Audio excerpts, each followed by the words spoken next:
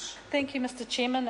It's actually a great honour for me to be able to speak on the Families Commission Amendment Bill, and I share my colleague Dr Prasad's sadness in us getting to the point where we are looking at the demise of the Families Commission and lots of the exciting and wonderful work it has done over the time. And I commend you, Dr Prasad, and your work and your time at the Families Commission.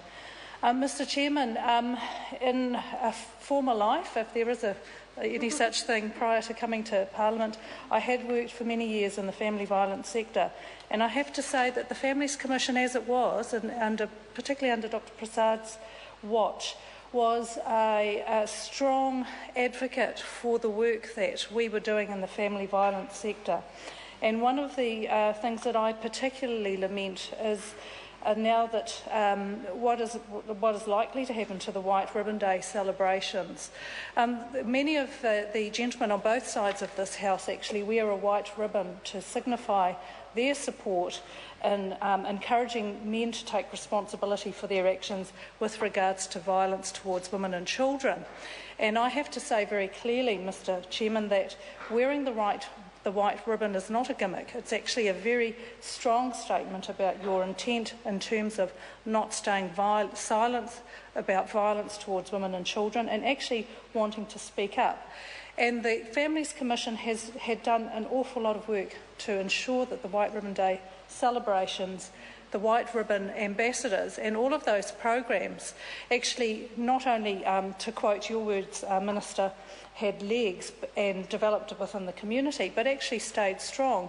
Now, the community can't do this work on its own.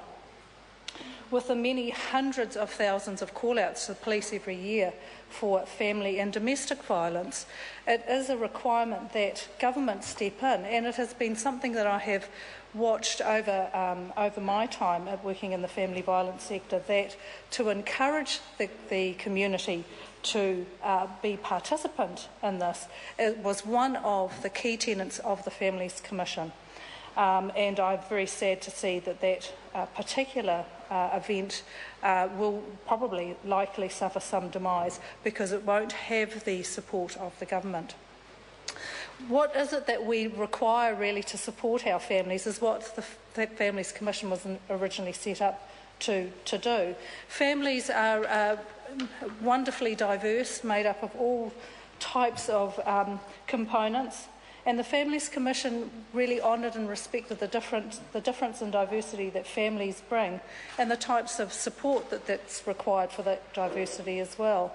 Whether it be to supporting young people through teenage pregnancy, or whether it be to supporting parents through difficult times, or whether it looked at how children could be supported better. What I was particularly pleased to see when I was working in the sector, of course, was how the Families Commission was an independent voice for all of those different sectors who wanted to participate in supporting families. And here I refer to supporting DHBs and other health boards, supporting social service providers and private individuals to actually make a difference in families' lives. And families need a lot of resource in order to be to function well. They also need to have a lot of work in terms of supporting all those conditions that the government can provide to help families in need.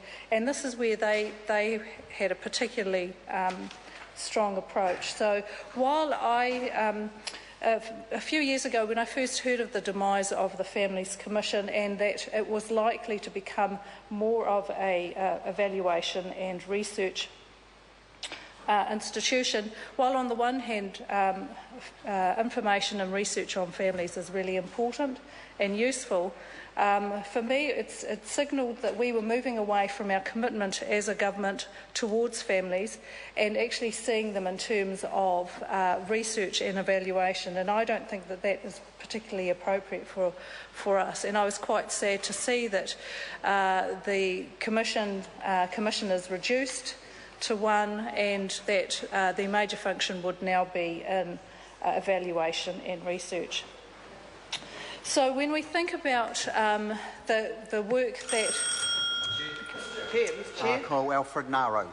I move that the question be now put. I'm going to hear from Carol Beaumont. Mr. Chair. I want